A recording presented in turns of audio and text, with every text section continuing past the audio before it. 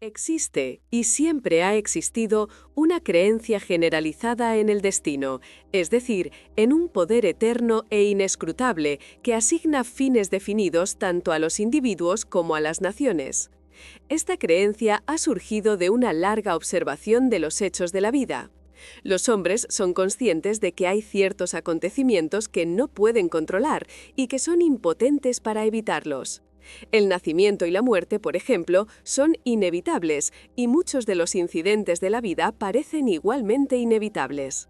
Los hombres ponen todo su empeño en la consecución de ciertos fines y gradualmente se vuelven conscientes de un poder que parece no provenir de ellos mismos, que frustra sus insignificantes esfuerzos y se ríe, por así decirlo, de sus infructuosos esfuerzos y luchas.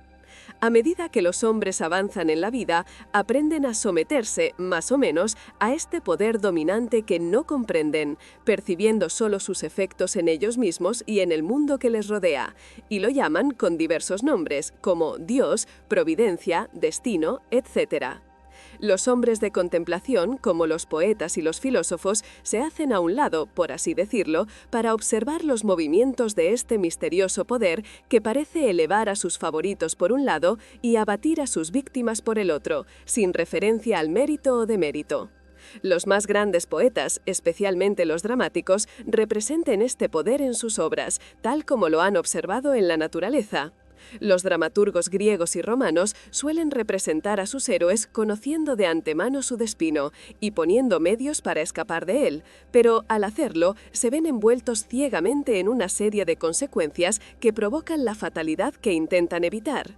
Los personajes de Shakespeare, en cambio, son representados como en la naturaleza, sin conocimiento previo, salvo en forma de presentimiento de su destino particular. Así, según los poetas, tanto si el hombre conoce su destino como si no, no puede evitarlo, y cada acto suyo, consciente o inconsciente, es un paso hacia él. El dedo que se mueve de Omar Khayyam es una vívida expresión de esta idea del destino. El dedo que se mueve escribe, y habiendo escrito se mueve. Ni toda tu piedad ni tu ingenio lo harán retroceder, para cancelar media línea, ni todas tus lágrimas borrarán una palabra. Así, los hombres de todas las naciones y épocas han experimentado en sus vidas la acción de este poder o ley invencible, y en nuestra nación hoy, esta experiencia se ha cristalizado en el proverbio lacónico: el hombre propone, Dios dispone. Pero, por contradictorio que pueda parecer, existe una creencia igualmente generalizada en la responsabilidad del hombre como agente libre. Toda la enseñanza moral es una afirmación de la libertad del hombre para elegir su curso y moldear su destino, y los esfuerzos pacientes e incansables del hombre para alcanzar sus fines son declaraciones de consciencia de libertad y poder. Esta doble experiencia del destino, por un lado, y de la libertad, por otro, ha dado lugar a la interminable controversia entre los creyentes en el fatalismo y los defensores del libre albedrío, una controversia que se ha reavivado recientemente bajo el término determinismo versus libre albedrío. Entre extremos aparentemente contradictorios, hay siempre un camino intermedio, de equilibrio, justicia o compensación, que, aunque incluye ambos extremos, no puede decirse que sean ni uno ni otro, y que pone a ambos en armonía. Y este camino intermedio es el punto de contacto entre dos extremos. La verdad no puede ser partidista, sino que, por su naturaleza, es la reconciliadora de los extremos. Y así, en el asunto que estamos considerando, hay un justo medio que pone en estrecha relación el destino y el libre albedrío, en el que, en efecto, se ve que estos dos hechos indiscutibles de la vida humana, pues tales son, no son sino dos aspectos de una ley central, un principio unificador y omnicomprensivo, a saber, la ley de la causalidad en su aspecto moral. La causalidad moral necesita tanto del destino como del libre albedrío, tanto de la responsabilidad individual como de la predestinación individual, porque la ley de las causas debe ser también la ley de los efectos, y causa y efecto deben ser siempre iguales. El tren de la causalidad, tanto en la materia como en la mente, debe estar eternamente equilibrado, por lo tanto eternamente justo, eternamente perfecto.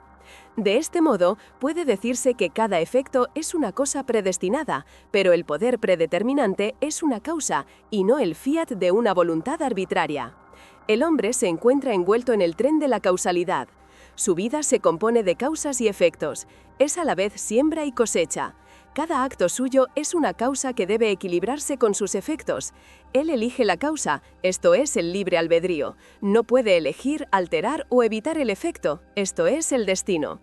Así, el libre albedrío representa el poder de iniciar las causas, y el destino es la implicación en los efectos. Por lo tanto, es cierto que el hombre está predestinado a ciertos fines, pero él mismo, aunque no lo sabe, ha emitido el mandato. Esa cosa buena o mala de la que no hay escapatoria, él, por sus propios actos, la ha provocado. Aquí puede alegarse que el hombre no es responsable de sus actos, que estos son efectos de su carácter, y que no es responsable del carácter, bueno o malo, que le fue dado al nacer. Si el carácter le fuera dado al nacer, esto sería cierto, y entonces no habría ley moral ni necesidad de enseñanza moral. Pero los caracteres no se dan hechos, sino que evolucionan. Son, en efecto, efectos, productos de la propia ley moral, es decir, productos de las obras. El carácter es el resultado de una acumulación de actos que el individuo ha ido acumulando, por así decirlo, a lo largo de su vida. El hombre es el hacedor de sus propios actos, como tal es el forjador de su propio carácter, y como hacedor de sus actos y forjador de su carácter, es el moldeador y formador de su destino. Tiene el poder de modificar y alterar sus actos, y cada vez que actúa, modifica su carácter, y con la modificación de su carácter para bien o para mal, está predeterminando para sí mismo nuevos destinos, destinos desastrosos o benéficos, de acuerdo con la naturaleza de sus actos. El carácter es el destino mismo. Como combinación fija de actos, lleva en sí mismo los resultados de esos actos. Estos resultados yacen ocultos como semillas morales en los oscuros recovecos del carácter, esperando su estación de germinación, crecimiento y fructificación. Aquellas cosas que le suceden a un hombre son el reflejo de sí mismo.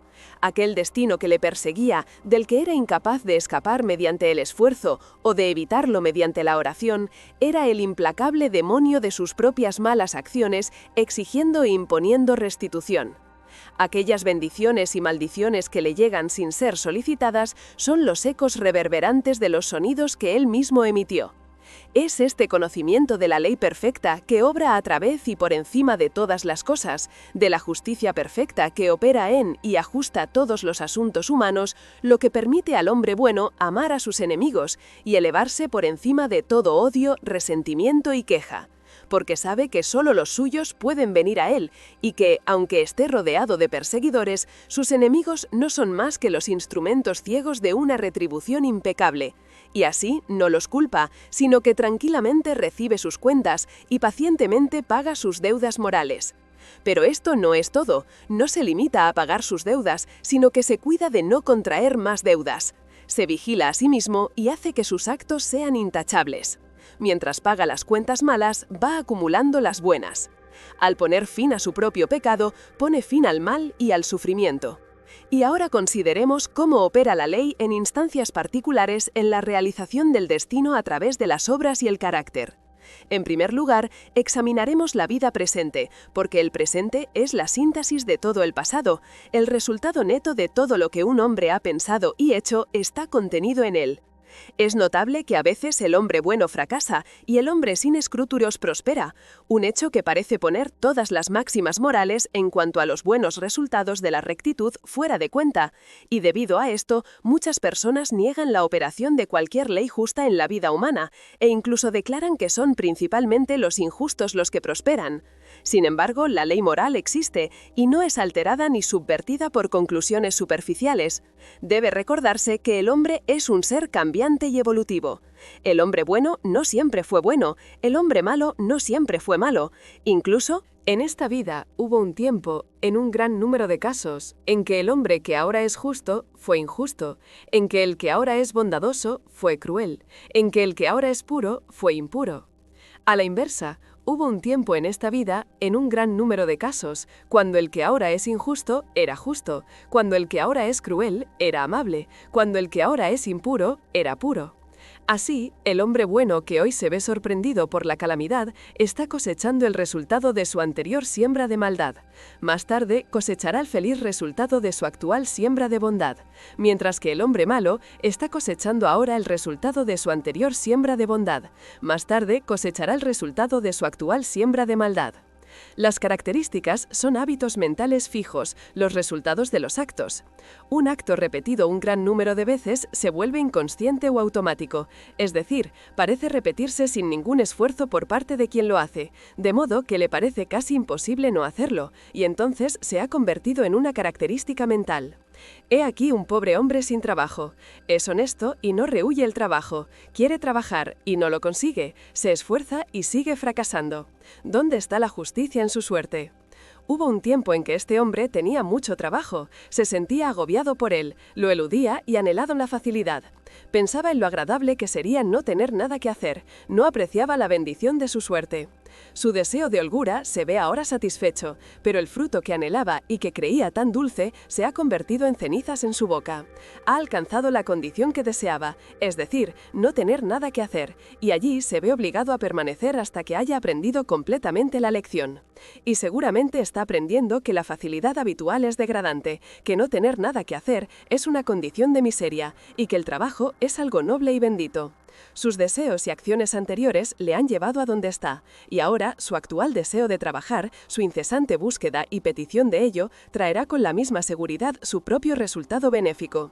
No deseando más la ociosidad, su condición actual, como un efecto cuya causa ya no se propaga, pronto desaparecerá y obtendrá empleo, y si toda su mente está ahora puesta en el trabajo y lo desea por encima de todo, entonces cuando llegue se verá abrumado por él, fluirá hacia él desde todos los lados y prosperará en su industria. Entonces, si no comprende la ley de causa y efecto en la vida humana, se preguntará por qué el trabajo le llega aparentemente sin buscarlo, mientras que otros que lo buscan denodadamente no lo consiguen. Nada llega de improviso. Donde está la sombra, allí está también la sustancia. Lo que llega al individuo es el producto de sus propios actos.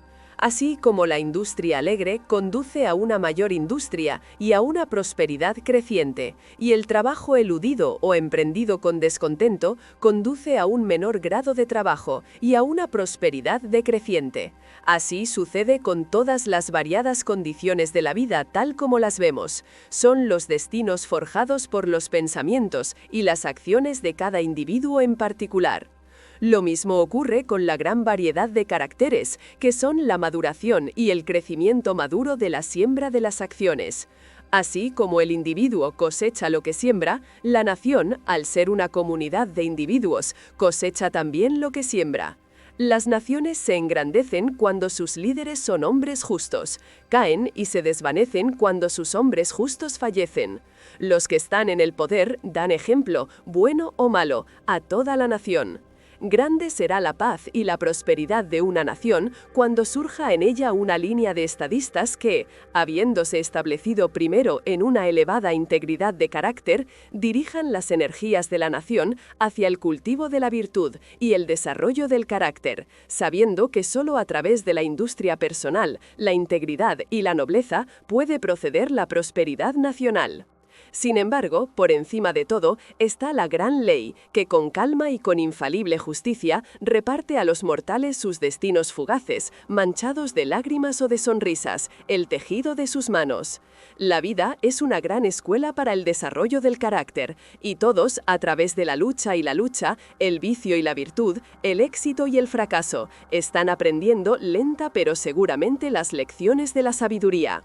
Vivimos en una era científica. Los hombres de ciencia se cuentan por millares y están incesantemente buscando, analizando y experimentando con miras al descubrimiento y al aumento del conocimiento.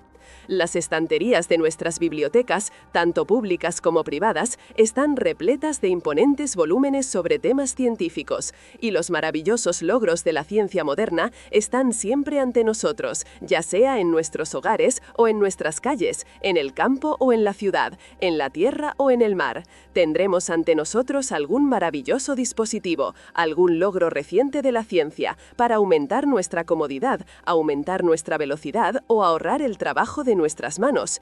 Sin embargo, con todo nuestro vasto acervo de conocimientos científicos y sus sorprendentes y rápidamente crecientes resultados en el mundo de los descubrimientos y las invenciones, hay, en esta época, una rama de la ciencia que ha decaído tanto que casi ha caído en el olvido.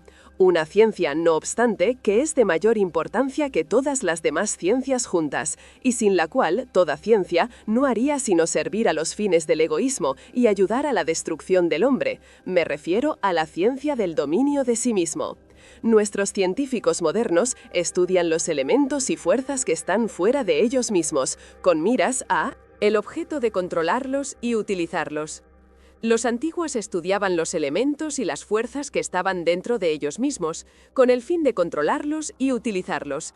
Y los antiguos produjeron tan poderosos maestros del conocimiento en esta dirección que hasta el día de hoy son venerados como dioses, y las vastas organizaciones religiosas del mundo se basan en sus logros. Por maravillosas que sean las fuerzas de la naturaleza, son muy inferiores a la combinación de fuerzas inteligentes que constituyen la mente del hombre y que dominan y dirigen las fuerzas mecánicas ciegas de la naturaleza. Por lo tanto, se deduce que, para comprender, controlar y dirigir las fuerzas internas de la pasión, el deseo, la voluntad y el intelecto, es estar en posesión de los destinos de los hombres y las naciones. Como en la ciencia ordinaria, hay, en esta ciencia divina, grados de logro. Y un hombre es grande en conocimiento, grande en sí mismo y grande en su influencia sobre el mundo en la medida en que es grande en autocontrol. Aquel que comprende y domina las fuerzas de la naturaleza externa es el científico natural, pero aquel que comprende y domina las fuerzas internas de la mente es el científico divino. Y las leyes que operan al obtener un conocimiento de las apariencias externas operan también al obtener un conocimiento de las variedades internas. Un hombre no puede convertirse en un científico consumado en unas pocas semanas o meses, es más, ni siquiera en unos pocos años, pero solo después de muchos años de meticulosa investigación puede hablar con autoridad y figurar entre los maestros de la ciencia. Del mismo modo, un hombre no puede adquirir el dominio de sí mismo y llegar a poseer la sabiduría y la paz que da el conocimiento que confiere el dominio de sí mismo, sino por muchos años de trabajo paciente. Un trabajo que es aún más arduo, porque es silencioso y no es reconocido ni apreciado por los demás. Y el que quiere seguir esta ciencia con éxito debe aprender a estar solo y a trabajar sin recompensa, en lo que se refiere a cualquier emolumento externo. El científico natural sigue, en la adquisición de su tipo particular de conocimiento, los siguientes 5 pasos ordenados y secuenciales. Observación, es decir, observa atenta y persistentemente los hechos de la naturaleza. Experimentación. Habiéndose familiarizado mediante repetidas observaciones con ciertos hechos, experimenta con esos hechos, con vistas al descubrimiento de las leyes naturales. Somete sus hechos a rígidos procesos de análisis, y así descubre lo que es inútil y lo que tiene valor, y rechaza lo primero y retiene lo segundo. Clasificación. Después de haber acumulado y verificado una masa de hechos mediante innumerables observaciones y experimentos, comienza a clasificar esos hechos, a ordenarlos en grupos con el objeto de descubrir alguna ley subyacente, algún principio oculto y unificador, que gobierne, regule y una esos hechos. La deducción. Se pasa así a la 4ª etapa de la deducción, a partir de los hechos y resultados que tiene ante sí, descubre ciertos modos invariables de acción y revela así las leyes ocultas de las cosas. El conocimiento. Habiendo demostrado y establecido ciertas leyes, se puede decir de un hombre así que sabe. Es un científico, un hombre de conocimiento. Pero el logro del conocimiento científico no es el fin, por grande que sea. Los hombres no alcanzan el conocimiento solo para sí mismos, ni para guardarlo en secreto en sus corazones, como una hermosa joya en un cofre oscuro. El fin de tal conocimiento es el uso, el servicio, el aumento de la comodidad y la felicidad del mundo. Así, cuando un hombre se ha convertido en científico, da al mundo el beneficio de su conocimiento y desinteresadamente otorga a la humanidad los resultados de todos sus trabajos. Por lo tanto, más allá del conocimiento, hay otro paso de la utilización, es decir, el uso correcto y desinteresado del conocimiento adquirido, la aplicación del conocimiento a la invención para el bien común. Se observará que los 5 pasos o procesos enumerados siguen una sucesión ordenada y que ningún hombre puede convertirse en científico si omite alguno de ellos.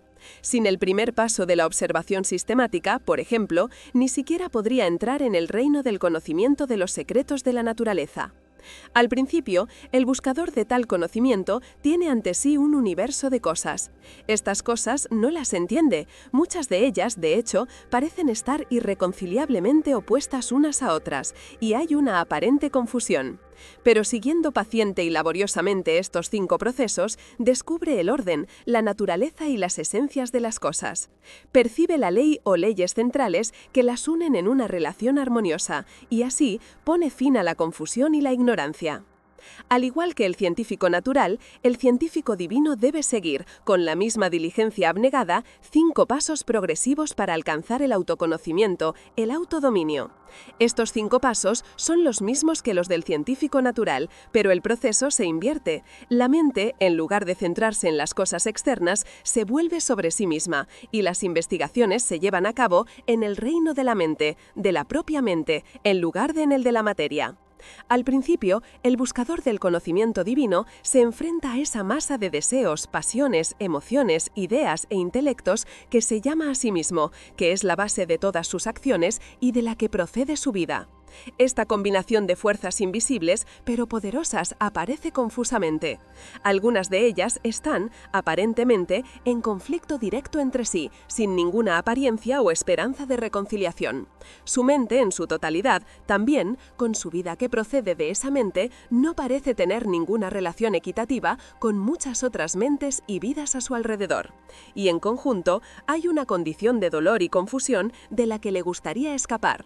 Así, comienza por darse cuenta agudamente de su estado de ignorancia, porque nadie podría adquirir conocimiento natural o divino si estuviera convencido de que sin estudio o trabajo ya lo posee. Con tal percepción de la propia ignorancia viene el deseo de conocimiento, y el novicio en autocontrol entra en el camino ascendente, en el cual están los siguientes 5 pasos. Introspección.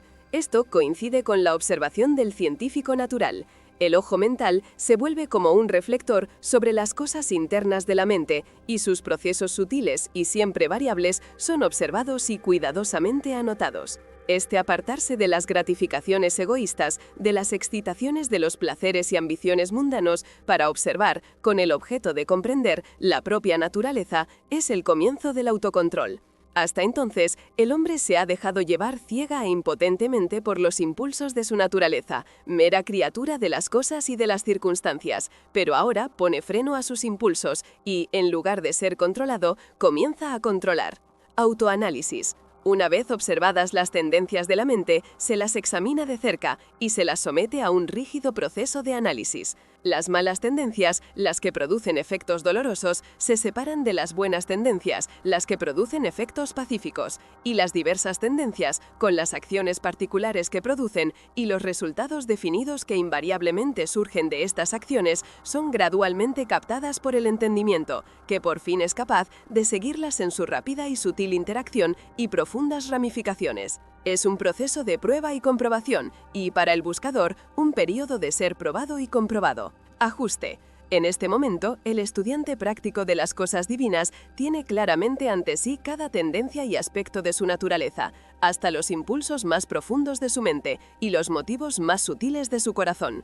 No queda un punto o rincón que no haya explorado e iluminado con la luz del autoexamen. Conoce cada punto débil y egoísta, cada cualidad fuerte y virtuosa. Se considera el colmo de la sabiduría ser capaz de vernos a nosotros mismos como nos ven los demás, pero el practicante del autocontrol va mucho más allá. No solo se ve a sí mismo como le ven los demás, sino que se ve tal como es. Así, estando cara a cara consigo mismo, sin esforzarse por ocultar ninguna falta secreta, sin defenderse ya con halagos agredibles, sin infravalorarse ni sobrevalorarse a sí mismo ni a sus poderes, y sin maldecirse más con autoalabanzas o autocompasión. Ve la magnitud total de la tarea que tiene ante sí, ve muy lejos las alturas del dominio de sí mismo y sabe qué trabajo tiene que hacer para alcanzarlas. Ya no está en un estado de confusión, sino que ha vislumbrado las leyes que operan en el mundo del pensamiento y ahora comienza a ajustar su mente de acuerdo con esas leyes. Se trata de un proceso de escarda, criba y limpieza. Así como el agricultor escarda, limpia y prepara el terreno para sus cosechas. Así el estudiante quita las malas hierbas de su mente, la limpia y purifica, preparándola para sembrar las semillas de acciones rectas que producirán la cosecha de una vida bien ordenada. Rectitud. Habiendo ajustado sus pensamientos y acciones a esas leyes menores que operan en las actividades mentales, en la producción de dolor y placer, intranquilidad y paz, tristeza y dicha, ahora percibe que hay implicada en esas leyes una gran ley central que, como la ley de gravitación en el mundo natural, es suprema en el mundo de la mente, una ley a la que todos los pensamientos y acciones están subordinados y por la cual son regulados y mantenidos en su esfera apropiada. Esta es la ley de la justicia o rectitud, que es universal y suprema. A esta ley se ajusta ahora. En lugar de pensar y actuar ciegamente, como la naturaleza es estimulada y apelada por las cosas externas, subordina sus pensamientos y acciones a este principio central. Ya no actúa desde sí mismo, sino que hace lo que es correcto, lo que es universal y eternamente correcto. Ya no es el esclavo abyecto de su naturaleza y circunstancias, es el amo de su naturaleza y circunstancias.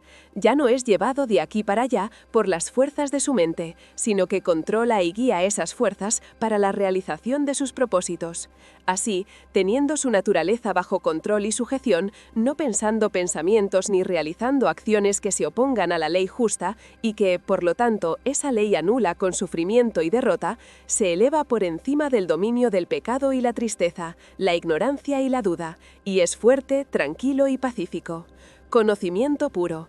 Pensando rectamente y actuando rectamente, prueba por experiencia la existencia de la ley divina en la que se enmarca la mente, y que es el principio rector y unificador de todos los asuntos y acontecimientos humanos, ya sean individuales o nacionales. Así, perfeccionándose en el dominio de sí mismo, adquiere el conocimiento divino, llega al punto en que puede decirse de él, como del científico natural, que sabe. Ha dominado la ciencia del autocontrol y ha sacado conocimiento de la ignorancia, orden de la confusión. Ha adquirido ese conocimiento de sí mismo que incluye el conocimiento de todos los hombres, ese conocimiento de la propia vida que abarca el conocimiento de todas las vidas, ya que todas las mentes son iguales en esencia, difiriendo solo en grado, están enmarcadas en la misma ley, y los mismos pensamientos y actos, cualquiera que sea el individuo que los realice, siempre producirán los mismos resultados.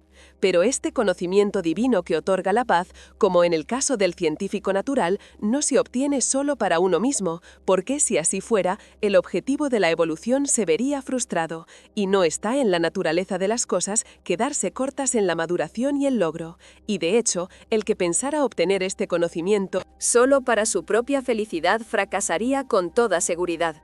Así, más allá del quinto escalón del conocimiento puro, hay otro de sabiduría, que es la aplicación correcta del conocimiento adquirido. El derramar sobre el mundo, desinteresadamente y sin escatimar, el resultado de los propios trabajos, acelerando así el progreso y elevando a la humanidad. Se puede decir de los hombres que no han vuelto a su propia naturaleza para controlarla y purificarla, que no pueden distinguir claramente entre el bien y el mal, lo correcto y lo incorrecto. Persiguen lo que creen que les dará placer y tratan de evitar lo que creen que les causará dolor. La fuente de sus acciones es el yo, y solo descubren el bien de forma dolorosa y fragmentaria, pasando periódicamente por severos sufrimientos y latigazos de conciencia. Pero el que practica el dominio de sí mismo, pasando por los 5 procesos, que son 5 etapas de crecimiento, adquiere ese conocimiento que le permite actuar a partir de la ley moral que sustenta el universo. Conoce el bien y el mal, lo correcto y lo incorrecto, y conociéndolos así, vive de acuerdo con el bien y lo correcto. Ya no necesita considerar lo que es agradable o desagradable, sino que hace lo que es correcto. Su naturaleza está en armonía con su conciencia, y no hay remordimiento. Su mente está al unísono con la gran ley, y ya no hay sufrimiento ni pecado. Para él, el mal ha terminado y el bien es todo en todo. Es un axioma para los científicos que todo efecto está relacionado con una causa. Aplíquese esto al ámbito de la conducta humana y se revela el principio de la justicia. Todo científico sabe, y ahora todos los hombres creen, que la armonía perfecta prevalece en cada porción del universo físico, desde la mota de polvo hasta el más grande sol. En todas partes hay un ajuste exquisito. En el universo sideral, con sus millones de soles rodando majestuosamente por el espacio y llevando consigo sus respectivos sistemas de planetas giratorios, su vasta nebulosa, sus mares de meteoritos y su vasto ejército de cometas viajando a través del espacio ilimitable con una velocidad inconcebible, prevalece el orden perfecto. Y de nuevo, en el mundo natural, con sus multitudinarios aspectos de la vida y su infinita variedad de formas, existen los límites claramente definidos de leyes específicas, mediante la operación de las cuales se evita toda confusión y se obtiene eternamente la unidad y la armonía. Si esta armonía universal pudiera romperse arbitrariamente, incluso en un pequeño detalle, el universo dejaría de ser, no podría haber cosmos, sino solo caos universal. Tampoco puede ser posible en tal universo de ley que exista ningún poder personal que esté por encima, fuera y sea superior a tal ley, en el sentido de que pueda desafiarla o dejarla de lado. Porque cualesquiera que sean los seres que existan, ya sean hombres o dioses, existen en virtud de tal ley, y el más alto, mejor y más sabio entre todos los seres, manifestaría su mayor sabiduría por su más completa obediencia a esa ley que es más sabia que la sabiduría y que nada más perfecto podría concebirse. Todas las cosas, ya sean visibles o invisibles, están subordinadas a esta ley infinita y eterna de causalidad y caen dentro de su ámbito.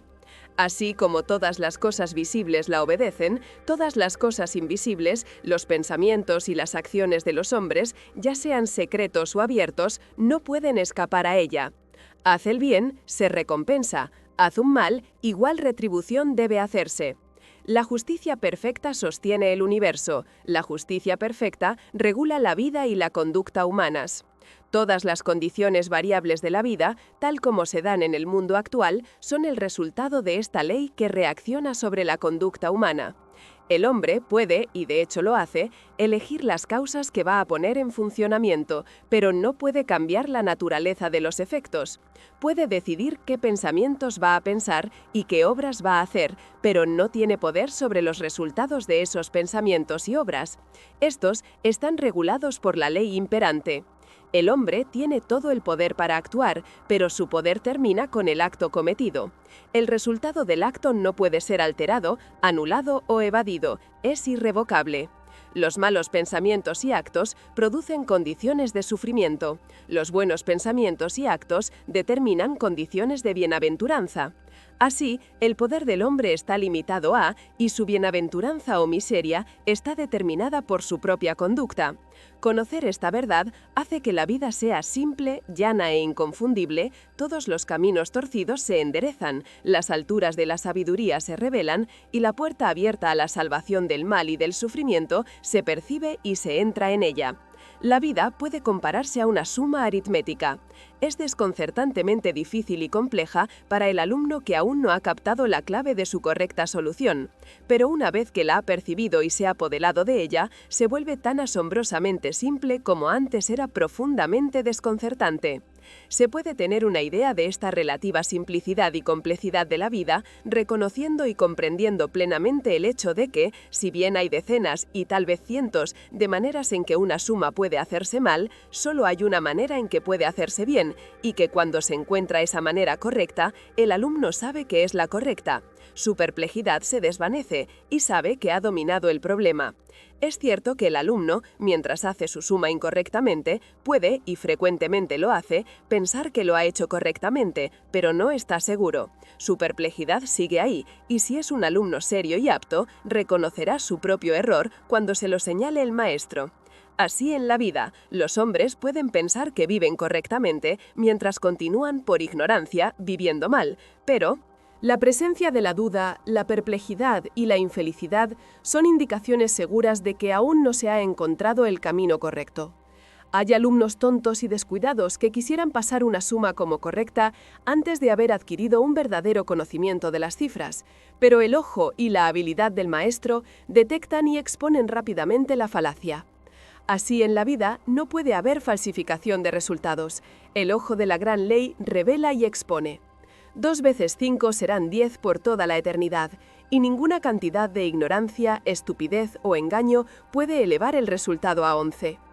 Si uno mira superficialmente un trozo de tela, lo ve como un trozo de tela, pero si va más allá e indaga en su fabricación y lo examina de cerca y con atención, ve que está compuesto de una combinación de hilos individuales y que, aunque todos los hilos son interdependientes, cada hilo sigue su propio camino en todo momento, sin confundirse nunca con su hilo hermano.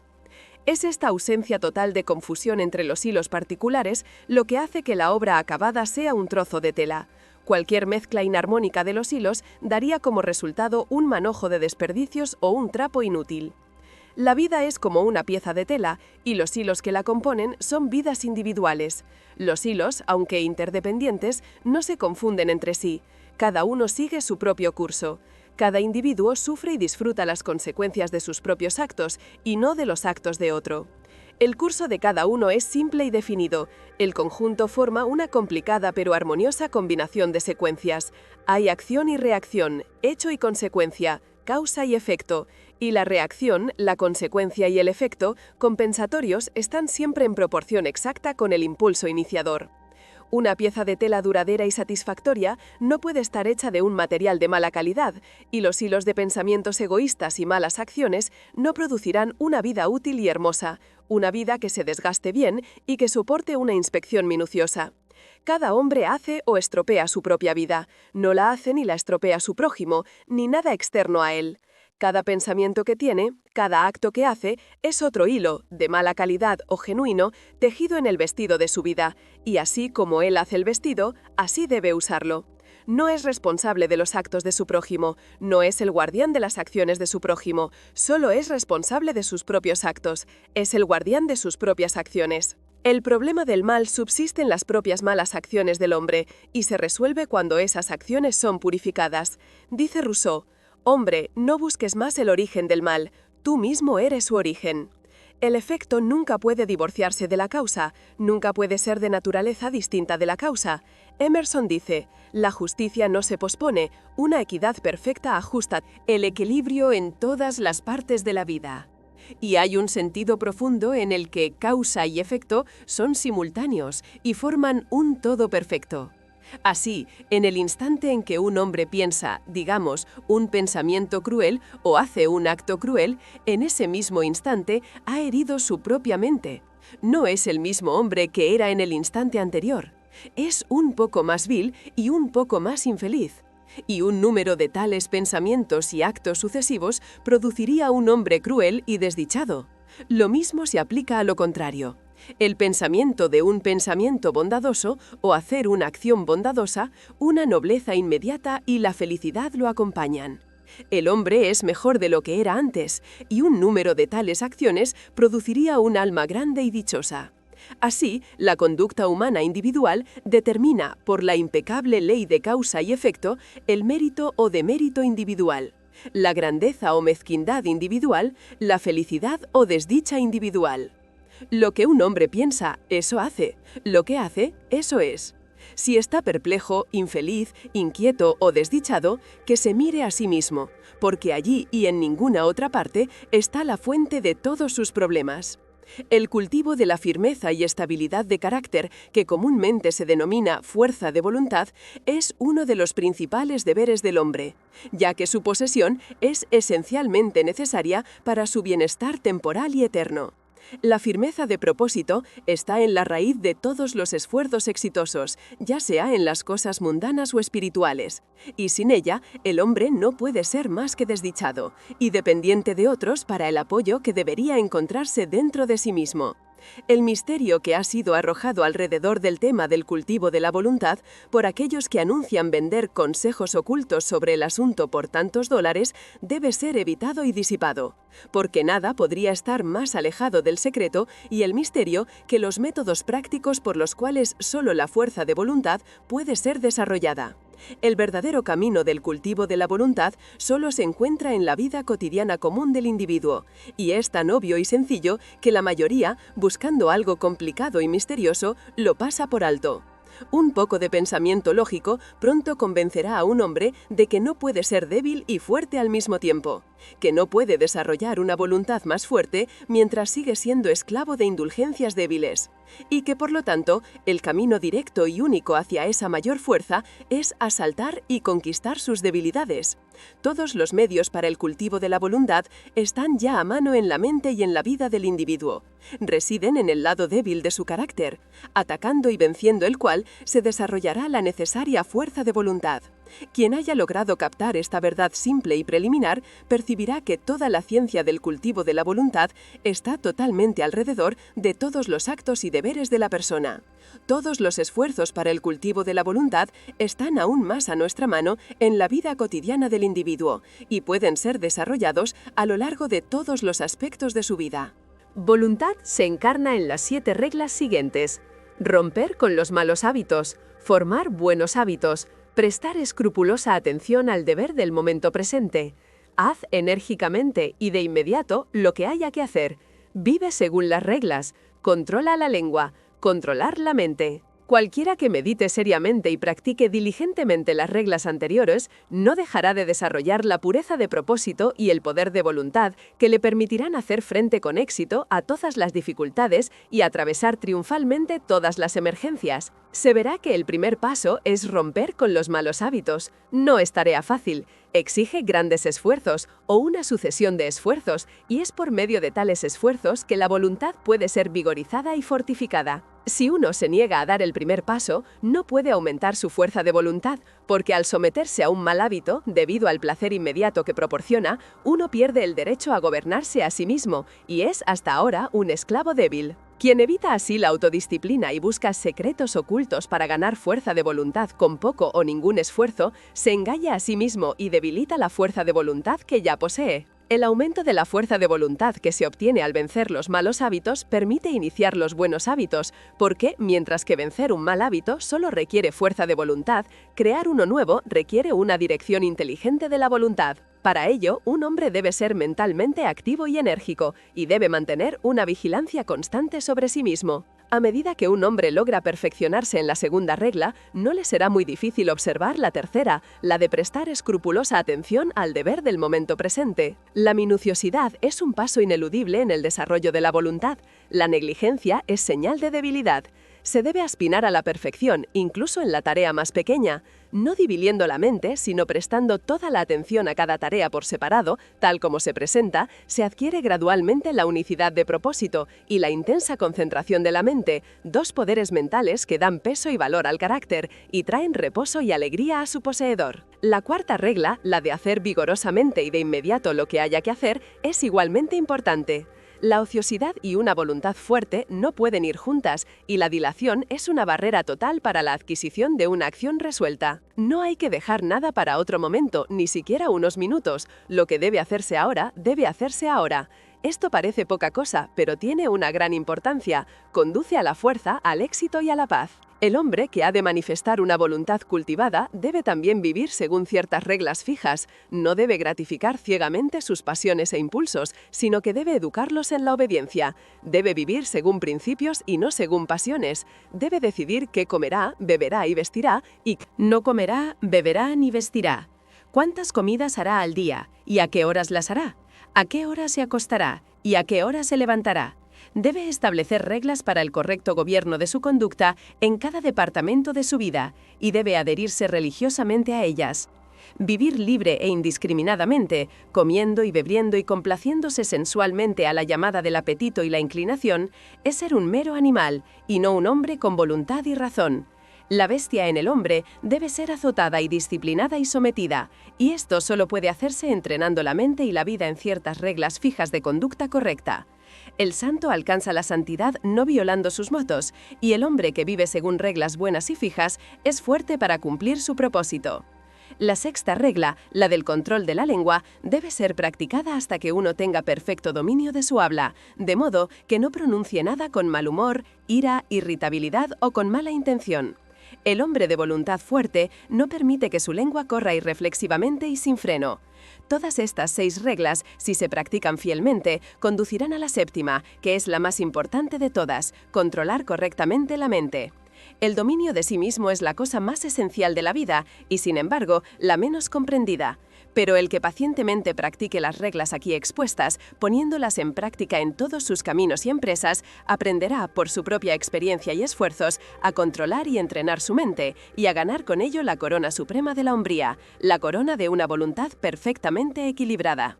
La meticulosidad consiste en hacer las cosas pequeñas como si fueran las más grandes del mundo. Que las pequeñas cosas de la vida son de primordial importancia es una verdad que generalmente no se comprende, y el pensamiento de que las pequeñas cosas pueden ser descuidadas, dejadas de lado o desatendidas es la raíz de esa falta de meticulosidad que es tan común y que resulta en un trabajo imperfecto y en vidas infelices. Cuando uno comprende que las grandes cosas del mundo y de la vida consisten en una combinación de pequeñas cosas y que sin esta agregación de pequeñas cosas las grandes cosas no existirían, entonces comienza a prestar cuidadosa atención a aquellas cosas que antes consideraba insignificantes. Así adquiere la cualidad de la minuciosidad y se convierte en un hombre útil e influyente, porque la posesión o no posesión de esta cualidad puede significar toda la diferencia entre una vida de paz y poder y una de miseria y debilidad. Todo empleador de mano de obra sabe cuán rara es esta cualidad, cuán difícil es encontrar hombres y mujeres que pongan pensamiento y energía en su trabajo y lo hagan completa y satisfactoriamente. Abunda la mala mano de obra, la habilidad y la excelencia son adquiridas por pocos. La irreflexión, el descuido y la pereza son vicios tan comunes que debería dejar de parecer extraño que, a pesar de la reforma social, las filas de los desempleados sigan engrosándose, ya que los que malgastan su trabajo hoy, otro día, en la hora de profunda necesidad, buscarán y pedirán trabajo en vano. La ley de la supervivencia del más fuerte no se basa en la crueldad, sino en la justicia. Es un aspecto de esa equidad divina que prevalece en todas partes. El vicio es golpeado con muchos azotes. Si no fuera así, ¿cómo podría desarrollarse la virtud? El irreflexivo y el perezoso no pueden prevalecer sobre el reflexivo y laborioso, ni estar en pie de igualdad con ellos. Un amigo mío me cuenta que su padre daba a todos sus hijos el siguiente consejo: cualquiera que sea vuestro trabajo futuro, poned toda vuestra mente en él y hacedlo a conciencia. Entonces no tendréis que temer por vuestro bienestar, porque hay tantos descuidados y negligentes que los servicios del hombre minucioso están siempre en demanda. Conozco a quienes durante años han tratado casi en vano de conseguir mano de obra competente en esferas que no requieren una habilidad excepcional, pero que exigen principalmente previsión, energía y un cuidado concienzudo. Han despedido a uno tras otro por negligencia, pereza, incompetencia e incumplimiento persistente del deber, por no mencionar otros vicios que no tienen relación con este tema. Sin embargo, el vasto ejército de desempleados sigue clamando contra las leyes, contra la sociedad y contra el cielo. La causa de esta común falta de rigor no está lejos de buscarse, radica en esa sed de placer que no solo crea aversión al trabajo constante, sino que incapacita para hacer el mejor trabajo y para cumplir debidamente con el propio deber. Hace poco tiempo llegó a mis oídos el caso, uno de tantos, de una pobre mujer a la que se le concedió, a petición suya, un puesto de responsabilidad y lucrativo. Llevaba pocos días en su puesto cuando empezó a hablar de los viajes de placer que iba a hacer ahora que había llegado a ese lugar. Al cabo de un mes fue despedida por negligencia e incompetencia. Como dos objetos no pueden ocupar el mismo espacio al mismo tiempo, así la mente que está ocupada con el placer no puede también estar concentrada en el perfecto cumplimiento del deber. El placer tiene su propio lugar y tiempo, pero no debe permitirse que su consideración penetre en la mente durante las horas que deben dedicarse al deber. Aquellos que, mientras están ocupados en su tarea mundana, están continuamente pensando en los placeres anticipados, no pueden hacer otra cosa que chapucear en su trabajo o incluso descuidarlo cuando su placer parece estar en juego. La minuciosidad es plenitud, perfección, significa hacer una cosa tan bien que no quede nada que desear. Significa hacer el propio trabajo, si no mejor de lo que nadie puede hacerlo, al menos no peor que lo mejor que hacen los demás. Significa el ejercicio de mucho pensamiento, el despliegue de gran energía, la aplicación persistente de la mente a su tarea, el cultivo de la paciencia, la perseverancia y un alto sentido del deber. Un antiguo maestro dijo: si hay que hacer algo, que el hombre lo haga, que lo ataque con vigor. Y otro maestro dijo: todo lo que tu mano encuentre para hacer, hazlo con tu fuerza. El que carece de minuciosidad en sus deberes mundanos, también carecerá de la misma cualidad en las cosas espirituales. No mejorará su carácter, será débil y poco entusiasta en su religión, y no logrará ningún fin bueno y útil. El hombre que mantiene un ojo en el placer mundano y el otro en la religión, y que piensa que puede tener la ventaja de ambas condiciones, no será minucioso ni en su búsqueda del placer ni en su religión, sino que hará un negocio lamentable de ambas. Es mejor ser un mundano de alma entera que un religioso a medias. Es mejor dedicar toda la mente a una cosa inferior que la mitad de ella a una superior.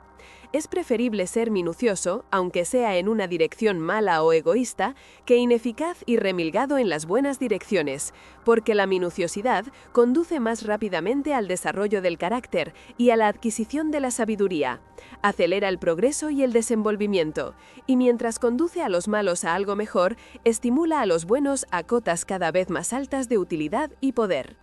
Todo, tanto en la naturaleza como en las obras del hombre, se produce por un proceso de construcción. La roca se compone de átomos, la planta, el animal y el hombre se componen de células. Una casa se construye con ladrillos y un libro se construye con letras. Un mundo se compone de un gran número de formas y una ciudad de un gran número de casas.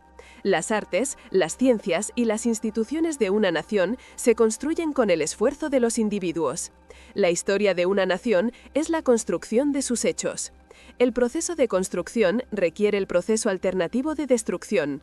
Las viejas formas que han servido a su propósito se rompen, y el material del que están compuestas entra en nuevas combinaciones. Hay una integración y una desintegración recíprocas. En todos los cuerpos compuestos, las células viejas se desintegran sin cesar, y se forman células nuevas para ocupar su lugar. Las obras del hombre también necesitan renovarse continuamente hasta que se han vuelto viejas e inútiles, momento en el que se derriban para que puedan servir a un fin mejor. Estos dos procesos de destrucción y reconstrucción en la naturaleza se llaman muerte y vida. En las obras artificiales del hombre se llaman destrucción y restauración. Este doble proceso, que se da universalmente en las cosas visibles, también se da universalmente en las cosas invisibles. Como un cuerpo está construido de células y una casa de ladrillos, así la mente de un hombre está construida de pensamientos. Los diversos caracteres de los hombres no son otra cosa que compuestos de pensamientos de diversas combinaciones. Aquí vemos la profunda verdad del dicho: como un hombre piensa en su corazón, así es él. Las características individuales son procesos fijos del pensamiento, es decir, son fijas en el sentido de que se han convertido en una parte tan integral del carácter que solo pueden ser alteradas o eliminadas mediante un prolongado esfuerzo de la voluntad y mediante mucha autodisciplina. El carácter se construye de la misma manera que se construye un árbol o una casa, es decir, mediante la adición incesante de nuevo material, y ese material es el pensamiento. Con la ayuda de millones de ladrillos se construye una ciudad. Con la ayuda de millones de pensamientos se construye una mente, un carácter. Todo hombre es un constructor de mentes, lo reconozca o no. Todo hombre debe forzosamente pensar, y cada pensamiento es otro ladrillo colocado en el edificio de la mente. Tal colocación de ladrillos se hace suelta y descuidadamente por un gran número de personas, siendo el resultado caracteres inestables y tambaleantes que están listos para hundirse bajo la primera pequeña ráfaga de problemas o tentaciones. Algunos también ponen en el edificio de sus mentes un gran número de pensamientos impuros. Estos son tantos ladrillos podridos que se desmoronan tan rápido como se ponen, dejando siempre un edificio inacabado y antiestético y que no puede proporcionar ninguna comodidad ni ningún refugio para su poseedor. Los pensamientos debilitantes sobre la propia salud, los pensamientos enervantes sobre los placeres ilícitos, los pensamientos debilitantes de fracaso y los pensamientos enfermizos de autocompasión y autoalabanza son ladrillos inútiles con los que no se puede levantar ningún templo mental sustancial. Los pensamientos pudos, sabiamente elegidos y bien colocados, son otros tantos ladrillos duraderos que nunca se desmoronarán y con los cuales puede erigirse rápidamente un edificio acabado y hermoso que proporcione comodidad y abrigo a su poseedor. Los pensamientos vigorizantes de fuerza, de confianza, de deber, los pensamientos inspiradores de una vida grande, libre, sin trabas y altruista, son ladrillos útiles con los que se puede levantar un templo mental sustancial. Y la construcción de tal templo requiere que los viejos e inútiles hábitos de pensamiento sean derribados y destruidos. Construye más mansiones majestuosas, oh alma mía, a medida que avanzan las estaciones. Cada hombre es el constructor de sí mismo.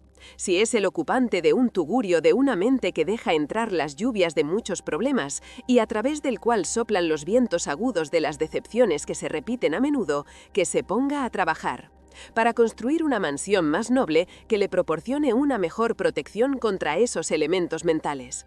Tratar de trasladar débilmente la responsabilidad de su mala construcción al diablo, o a sus antepasados, o a cualquier otra cosa o persona que no sea él mismo, no aumentará su comodidad ni le ayudará a construir una morada mejor. Cuando despierte a un sentido de su responsabilidad y una estimación aproximada de su poder, entonces comenzará a construir como un verdadero obrero y producirá un carácter simétrico y acabado que perdurará y será apreciado por la posteridad y que, mientras que proporciona una protección que nunca falla para sí mismo, continuará dando refugio a muchos luchadores cuando él haya fallecido. Todo el universo visible se basa en unos pocos principios matemáticos. Todas las maravillosas obras del hombre en el mundo material han sido realizadas por la rígida observancia de unos pocos principios subyacentes. Y todo lo que hay para hacer una vida exitosa, feliz y hermosa es el conocimiento y la aplicación de unos pocos principios simples y fundamentales. Si un hombre quiere levantar un edificio que resista las tormentas más feroces, debe construirlo sobre un principio o ley matemática simple, como el cuadrado o el círculo. Si ignora esto, su edificio se derrumbará incluso antes de estar terminado. Del mismo modo, si un hombre quiere construir una vida exitosa, fuerte y ejemplar, una vida que resista con firmeza las tormentas más feroces de la adversidad y la tentación, debe basarse en unos pocos principios morales simples y sin desviaciones. 4 de estos principios son la justicia, la rectitud, la sinceridad y la bondad. Estas 4 verdades éticas son para la construcción de una vida lo que las 4 líneas de un cuadrado son para la construcción de una casa. Si un hombre las ignora y piensa obtener el éxito, la felicidad y la paz mediante la injusticia, el engaño y el egoísmo, se encuentra en la posición de un constructor que imagina que puede edificar una morada fuerte y duradera ignorando la disposición relativa de las líneas matemáticas y al final solo obtendrá decepción y fracaso. Puede, por un tiempo, hacer dinero, lo que le engañará haciéndole creer que la injusticia y la deshonestidad pagan bien, pero en realidad su vida es tan débil e inestable que está lista en cualquier momento para caer. Y cuando llega un periodo crítico, como debe llegar, sus asuntos, su reputación y sus riquezas se desmoronan en ruinas, y él es enterrado en su propia desolación. Es totalmente imposible que un hombre alcance una vida verdaderamente exitosa y feliz si ignora los 4 principios morales enumerados, mientras que el hombre que los observa escrupulosamente en todos sus tratos no puede fracasar en el éxito y la bienaventuranza más de lo que la Tierra puede fracasar en la luz y el calor del Sol mientras se mantenga en su órbita legal, porque obra en armonía con las leyes fundamentales del universo, construye su vida sobre una base que no puede ser alterada ni derribada, y por consiguiente, todo lo que haga será tan fuerte y duradero, y todas las partes de su vida serán tan coherentes, armoniosas y estarán tan firmemente entretejidas que es imposible que se arruine. En todas las formas universales construidas por el gran poder invisible e infalible, se encontrará que la observancia de la ley matemática se lleva a cabo con exactitud infalible hasta el más mínimo detalle. El microscopio revela el hecho de que lo infinitamente pequeño es tan perfecto como lo infinitamente grande. Un copo de nieve es tan perfecto como una estrella. Del mismo modo, en la construcción de un edificio por el hombre, debe prestarse la más estricta atención a cada detalle. Primero hay que poner los cimientos y, aunque estén enterrados y ocultos, deben recibir el mayor cuidado y ser más fuertes que cualquier otra parte del edificio. Luego, piedra sobre piedra, ladrillo sobre ladrillo, se colocan cuidadosamente con la ayuda de la plomada hasta que por fin el edificio se yergue completo en su durabilidad, fuerza y belleza. Lo mismo sucede con la vida del hombre. El que quiera tener una vida segura y dichosa, una vida libre de las miserias y fracasos de que tantos son víctimas, debe llevar la práctica de los principios morales a cada detalle de su vida, a cada deber momentáneo y transacción trivial. En cada pequeña cosa debe ser minucioso y honesto, sin descuidar nada. Descuidar o aplicar mal cualquier pequeño detalle, ya sea un hombre de negocios, un agricultor, un profesional o un artesano, es lo mismo que descuidar una piedra o un ladrillo en un edificio, y será una fuente de debilidad y problemas. La mayoría de los que fracasan y sufren lo hacen por descuidar detalles aparentemente insignificantes. Es un error común suponer que las cosas pequeñas pueden pasarse por alto y que las cosas más grandes son más importantes y deben recibir toda la atención. Pero una mirada superficial al universo, así como un poco de reflexión seria sobre la vida, enseñarán la lección de que nada grande puede existir que no esté hecho de pequeños detalles y en cuya composición cada detalle sea perfecto. El que adopta los 4 principios éticos como ley y base de su vida, el que levanta el edificio de su carácter sobre ellos, el que en sus pensamientos, palabras y acciones no se aparta de ellos, el que cada deber y cada transacción pasajera se realiza en estricta conformidad con sus exigencias, tal hombre, estableciendo los cimientos ocultos de la integridad del corazón con seguridad y firmeza, no puede dejar de levantar una estructura que le traerá honor, y está construyendo un templo en el que puede descansar en paz y bienaventuranza, incluso el templo fuerte y hermoso de su vida. La concentración, o llevar la mente a un centro y mantenerla allí, es vitalmente necesaria para la realización de cualquier tarea.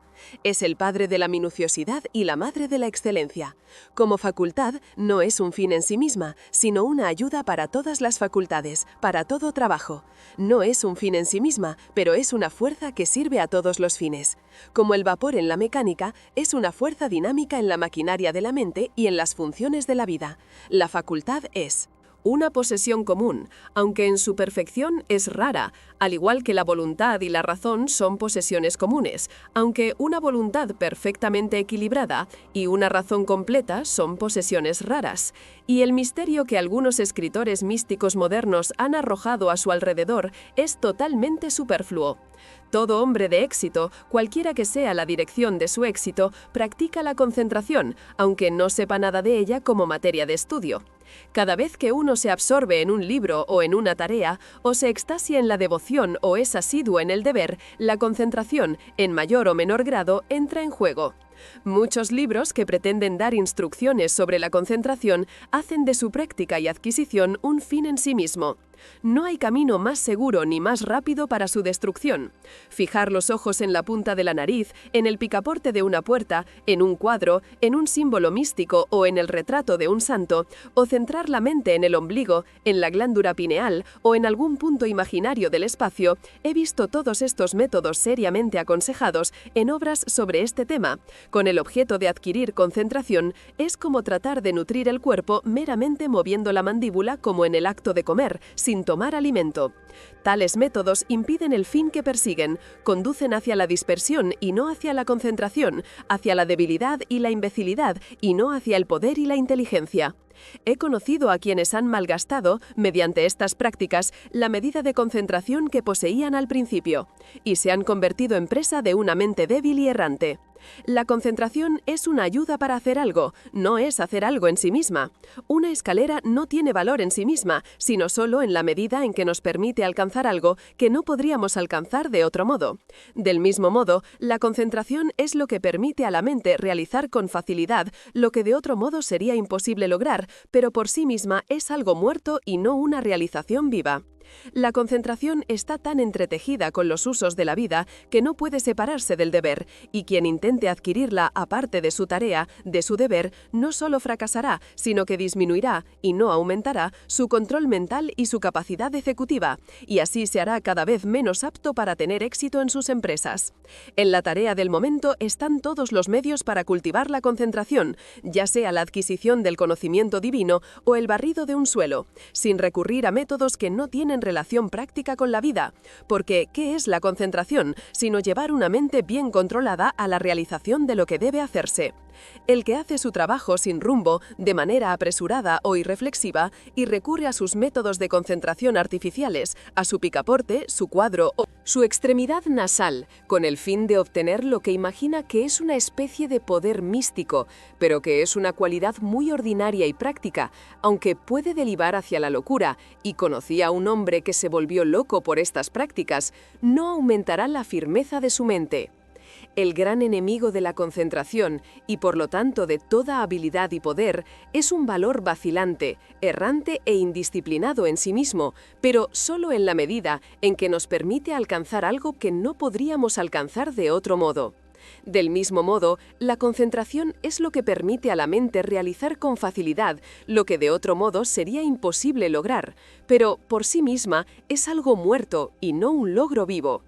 La concentración está tan entretejida con los usos de la vida que no puede separarse del deber, y quien intente adquirirla aparte de su tarea, de su deber, no solo fracasará, sino que disminuirá y no aumentará su control mental y su capacidad ejecutiva, y así se hará cada vez menos apto para tener éxito en sus empresas. Un ejército disperso e indisciplinado sería inútil. Para que sea eficaz en la acción y rápido en la victoria, debe estar sólidamente concentrado y magistralmente dirigido. Los pensamientos dispersos y difusos son débiles e inútiles. Los pensamientos reunidos, ordenados y dirigidos sobre un punto determinado son invencibles. La confusión, la duda y la dificultad ceden ante su enfoque magistral. El pensamiento concentrado entra en gran parte en todos los éxitos e informa todas las victorias. No hay más secreto en su adquisición que en cualquier otra adquisición, ya que se rige por el principio subyacente de todo desarrollo, es decir, la práctica. Para ser capaz de hacer algo, hay que empezar a hacerlo y seguir haciéndolo hasta dominarlo. Este principio prevalece universalmente, en todas las artes, ciencias, oficios, en todo aprendizaje, conducta, religión. Para ser capaz de pintar, uno debe pintar. Para saber cómo usar una herramienta hábilmente, debe usar la herramienta. Para volverse erudito, debe aprender. Para volverse sabio, debe hacer cosas sabias. Y para concentrar exitosamente su mente, debe concentrarla. Pero el hacer no lo es todo, debe hacerse con energía e inteligencia. El comienzo de la concentración, entonces, es ir a tu tarea diaria y poner tu mente en ella, concentrando toda tu inteligencia y energía mental en lo que tienes que hacer. Y cada vez que los pensamientos se encuentren vagando sin rumbo, deben ser traídos de vuelta a la cosa en cuestión. Por lo tanto, el centro sobre el cual debes concentrar tu mente es no tu glándula pineal o una pintura en el espacio, sino el trabajo que estás haciendo todos los días, y tu objetivo al concentrarte de esta manera es ser capaz de hacer tu trabajo con suave rapidez y consumada habilidad, porque hasta que no puedas hacer así tu trabajo, no habrás ganado ningún grado de control sobre la mente, no habrás adquirido el poder de la concentración. Esta poderosa concentración del pensamiento, de la energía y de la voluntad en la realización de las cosas es difícil al principio, como es difícil todo lo que vale la pena adquirir. Pero los esfuerzos diarios, realizados enérgicamente y seguidos pacientemente, conducirán pronto a tal grado de dominio de sí mismo que nos permitirá poner una mente fuerte y penetrante al servicio de cualquier trabajo emprendido.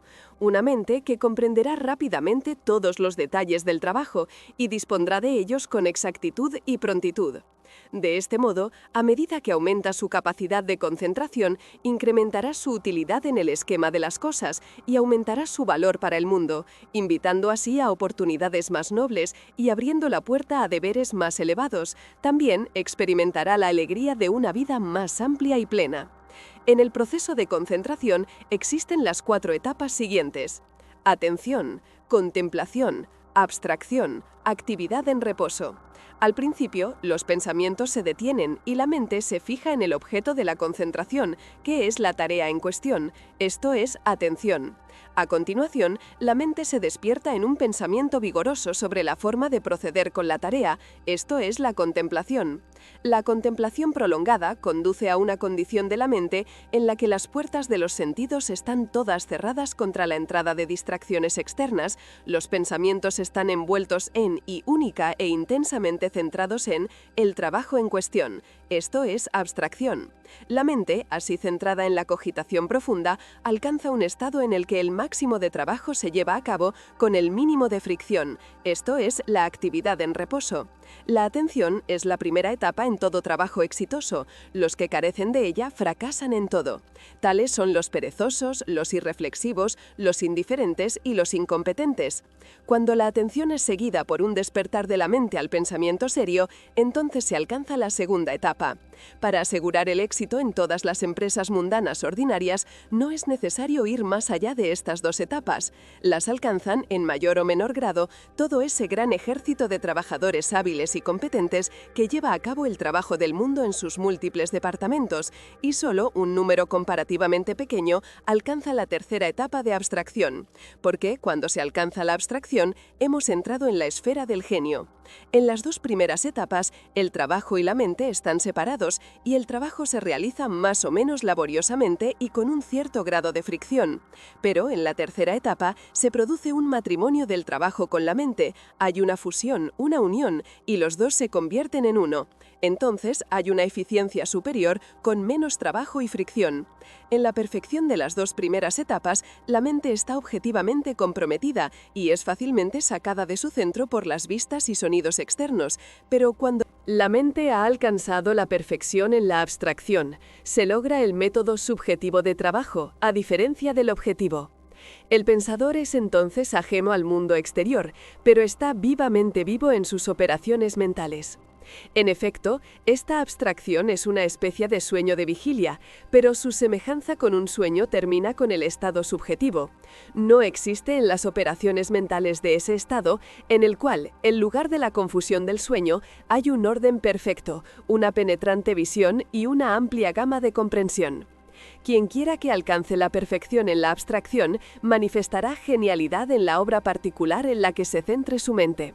Los inventores, artistas, poetas, científicos, filósofos y todos los hombres de genio son hombres de abstracción. Realizan subjetivamente y con facilidad lo que los trabajadores objetivos, hombres que aún no han superado la segunda etapa de concentración, no pueden realizar con el trabajo más extenuante. Cuando se alcanza el cuarto estadio, el de la actividad en reposo, se adquiere la concentración en su perfección. No he podido encontrar una sola palabra que exprese cabalmente esta condición dual, de intensa actividad combinada con firmeza, o reposo, y por lo tanto he empleado el término actividad en reposo. El término parece contradictorio, pero la simple ilustración de una peonza servirá para explicar la paradoja. Cuando una peonza gira a la máxima velocidad, la fricción se reduce al mínimo, y la peonza asume esa condición de perfecto reposo que es una vista tan hermosa para el ojo y tan cautivadora para la mente del escolar, que entonces dice que su peonza está dormida. La peonza está aparentemente inmóvil, pero es el reposo, no de la inercia, sino de una actividad intensa y perfectamente equilibrada.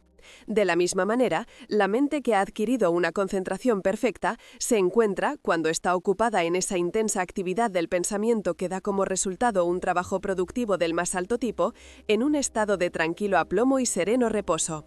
Externamente, no hay actividad aparente, no hay perturbación, y la cara de un hombre que ha adquirido este poder asumirá una calma más o menos radiante, y la cara será más sublimemente tranquila cuando la mente está más intensamente ocupada en el pensamiento activo.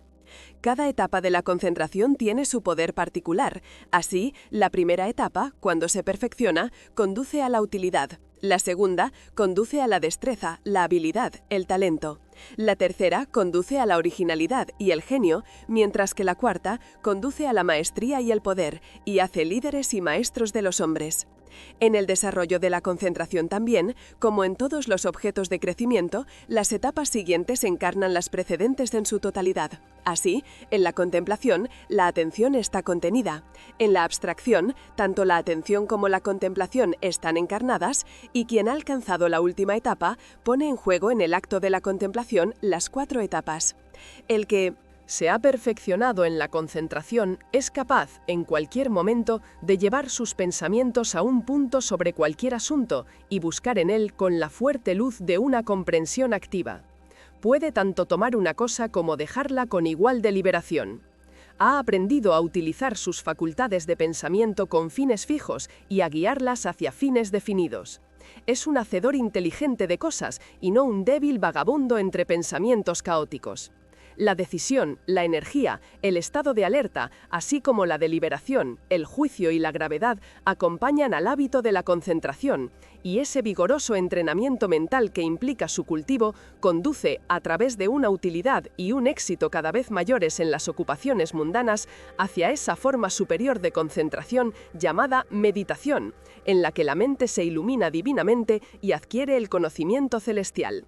Cuando la aspiración se une a la concentración, el resultado es la meditación. Cuando un hombre desea intensamente alcanzar y realizar una vida más elevada, más pura y más radiante que la vida meramente mundana y amante del placer, se dedica a la aspiración, y cuando concentra ferviamente sus pensamientos en la búsqueda de esa vida, practica la meditación. Sin aspiración intensa no puede haber meditación.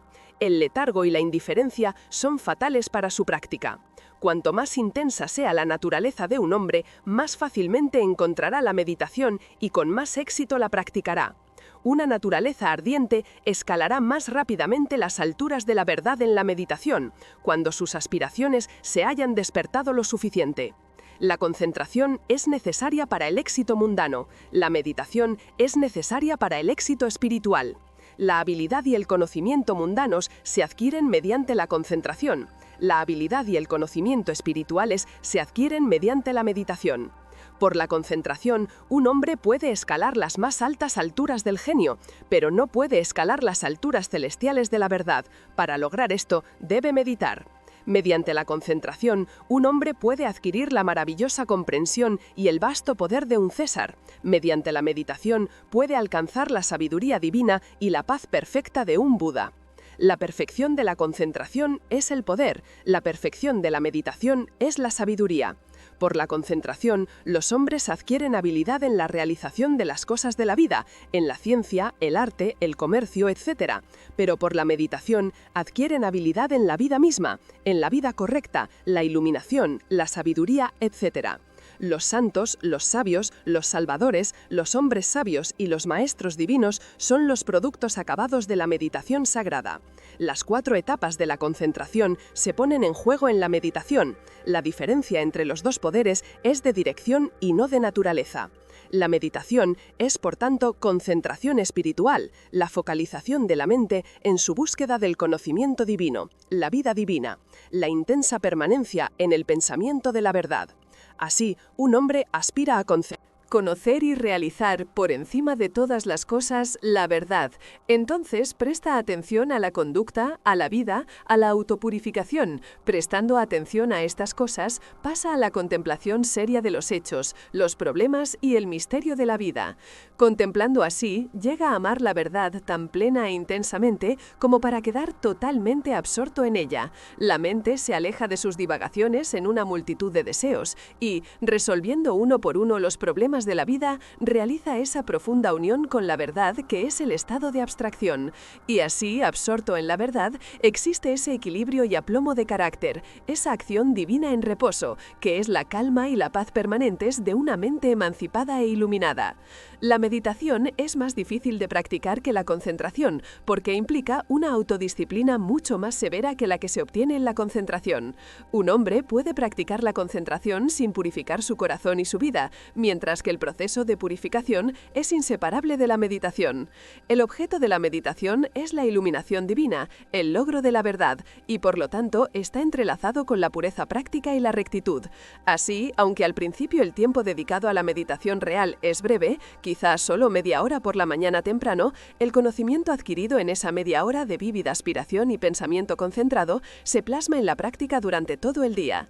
En la meditación, por lo tanto, está involucrada toda la vida de un hombre, y a medida que avanza en su práctica, se vuelve más y más apto para llevar a cabo los deberes de la vida, en las circunstancias en que se encuentre, porque se vuelve más fuerte, más santo, más tranquilo y más sabio. El principio de la meditación es doble, a saber, purificación del corazón por el pensamiento repetitivo en cosas puras, alcanzar el conocimiento divino encarnando esa pureza en la vida práctica. El hombre es un ser de pensamiento, y su vida y carácter están determinados por los pensamientos en los que habitualmente habita. Por la práctica, la asociación y el hábito, los pensamientos tienden a repetirse con mayor y mayor facilidad y frecuencia, y así fijan el carácter en una dirección dada, produciendo esa acción automática que se llama hábito. Al meditar diariamente sobre pensamientos puros, el hombre de meditación forma el hábito del pensamiento puro e iluminado, que conduce a acciones puras e iluminadas, y a de veces bien cumplidos.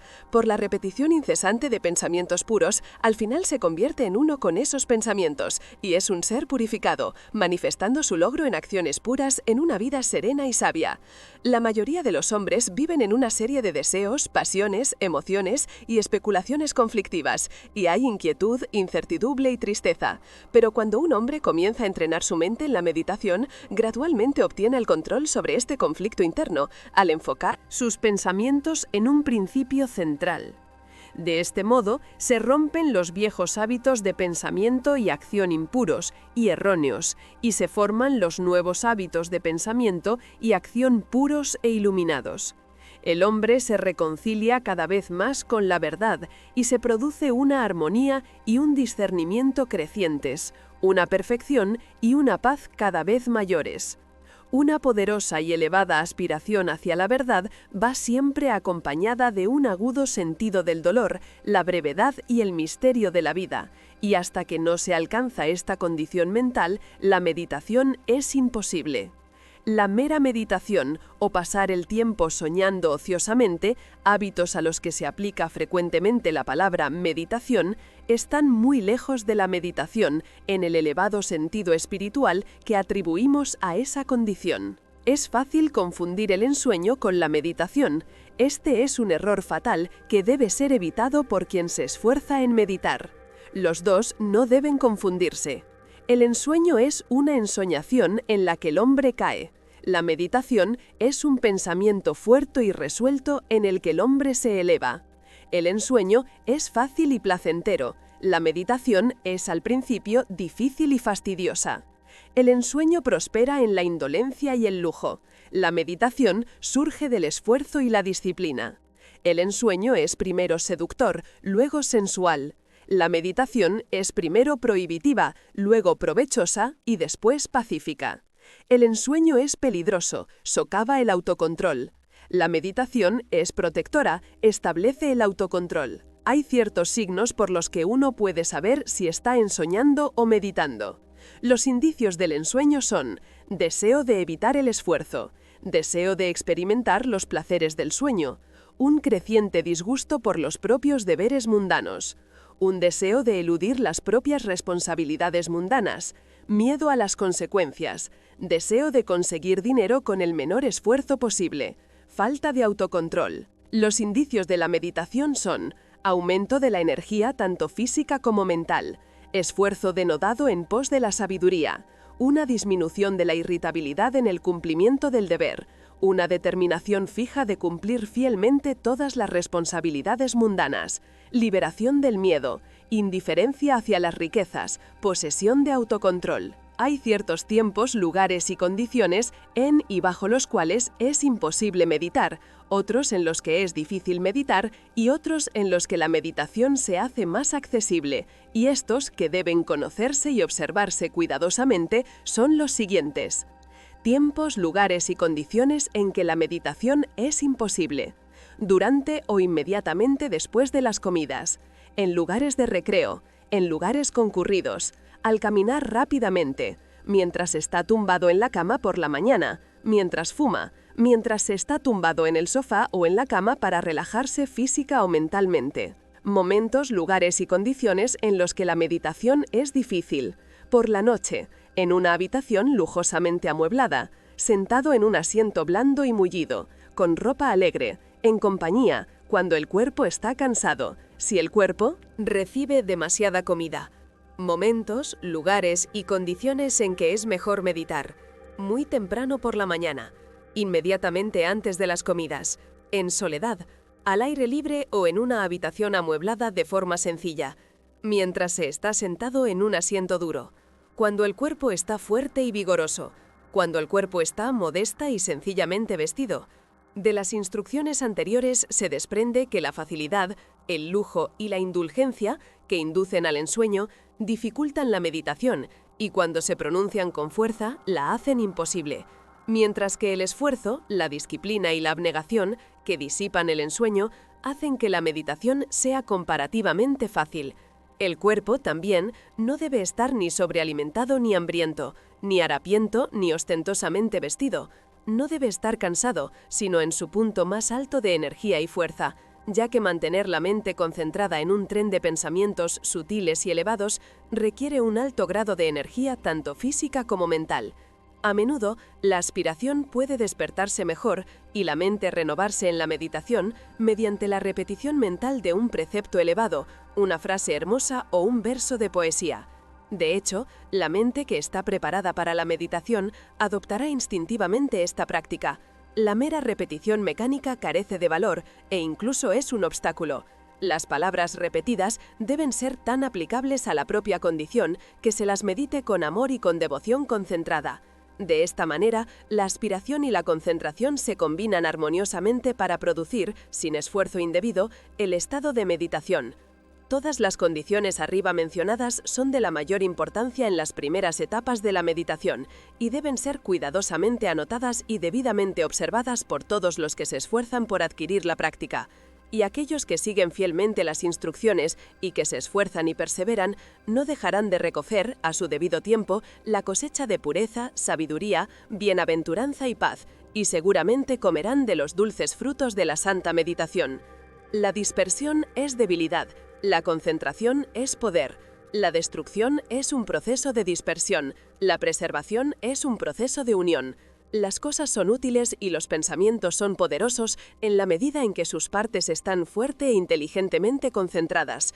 El propósito es un pensamiento altamente concentrado. Todas las energías mentales se dirigen a la consecución de un objeto, y los obstáculos que se interponen entre el pensador y el objeto son, uno tras otro, derribados y superados. El propósito es la piedra angular del templo del logro. Une y mantiene unido en un todo completo lo que de otro modo yacería disperso e inútil. Los caprichos vacíos, las fantasías efímeras, los deseos vagos y las resoluciones poco entusiasmadas no tienen cabida en el propósito.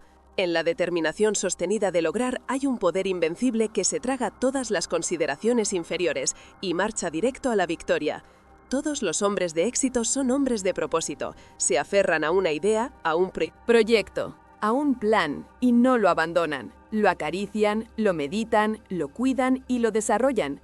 Y cuando se ven asaltados por las dificultades, se niegan a rendirse. De hecho, la intensidad del propósito aumenta con la creciente magnitud de los obstáculos encontrados. Los hombres que han forjado los destinos de la humanidad han sido hombres poderosos de propósito. Como el romano que traza su camino, han seguido una senda bien definida y se han negado a desviarse incluso cuando la tortura y la muerte se enfrentaban a ellos. Los grandes líderes de la raza son los creadores de caminos mentales y la humanidad sigue los senderos intelectuales y espirituales que ellos han labrado y batido. Grande es el poder del propósito. Para saber cuán grande, que un hombre lo estudia en las vidas de aquellos cuya influencia ha moldeado los fines de las naciones y dirigido los destinos del mundo. En un Alejandro, un César o un Napoleón vemos el poder del propósito cuando se dirige por canales mundanos y personales. En un Confucio, un Buda o un Cristo percibimos su poder más vasto cuando su curso sigue caminos celestiales e impersonales. El propósito va con la inteligencia. Hay propósitos menores y mayores según los grados de inteligencia. Una gran mente siempre tendrá un gran propósito. Una inteligencia débil carecerá de propósito. Una mente a la deriva argumenta una medida de subdesarrollo. ¿Qué puede resistirse a un propósito inquebrantable? ¿Qué puede oponerse a él o desviarlo? La materia inerte cede ante una fuerza viva y las circunstancias sucumben ante el poder del propósito. En verdad, el hombre de propósito ilícito, al lograr sus fines, se destruirá a sí mismo, pero el hombre de propósito bueno y lícito no puede fracasar. Solo necesita renovar diariamente el fuego y la energía de su resolución fija para consumar su objeto. El hombre débil, que se aflige porque no se le comprende, no logrará gran cosa. El hombre vanidoso, que se aparta de su resolución para agradar a los demás y obtener su aprobación, no logrará gran cosa. El hombre de doble ánimo, que piensa comprometer su propósito, fracasará. El hombre de propósito fijo que, aunque lluevan sobre él malentendidos y acusaciones soeces, o halagos y promesas justas, no cede ni una fracción de su resolución, es el hombre de la excelencia y el logro, del éxito, la grandeza, el poder. Los obstáculos estimulan al hombre de propósito, las dificultades lo animan a un esfuerzo renovado, los errores, las pérdidas, los dolores no lo subyugan, y los fracasos son peldaños en la escalera del éxito, porque él es siempre consciente de la certeza del logro final. Todas las cosas ceden al fin a la energía silenciosa, irresistible y conquistadora del propósito. De la noche que me cubre, negra como la fosa de polo a polo, agradezco a los dioses que sean por mi alma inconquistable. En la caída de las circunstancias no he lloriqueado ni gritado. Bajo los golpes del azar, mi cabeza está ensangrentada pero intacta. No importa cuán estrecha sea la puerta, lo cargado de castigo que esté el pergamino. Soy dueño de mi destino, soy el capitán de mi alma. La alegría es siempre el acompañamiento de una tarea cumplida con éxito. Una empresa terminada o un trabajo realizado siempre traen descanso y satisfacción. Cuando un hombre ha cumplido con su deber, está alegre y feliz, dice Emerson. Y no importa lo insignificante que pueda parecer la tarea, el hacerla fielmente y con toda la energía del alma siempre resulta en alegría y paz mental. De todos los hombres miserables, el que rehúye es el más miserable. Creyendo encontrar facilidad y felicidad en evitar los deberes difíciles y las tareas necesarias que requieren el gasto de trabajo y esfuerzo, su mente está siempre inquieta y perturbada. Se carga con un sentimiento interno de vergüenza y pierde la hombría y el respeto de sí mismo. El que no trabaje de acuerdo con sus facultades, que perezca de acuerdo con su necesidad, dice Carlyle.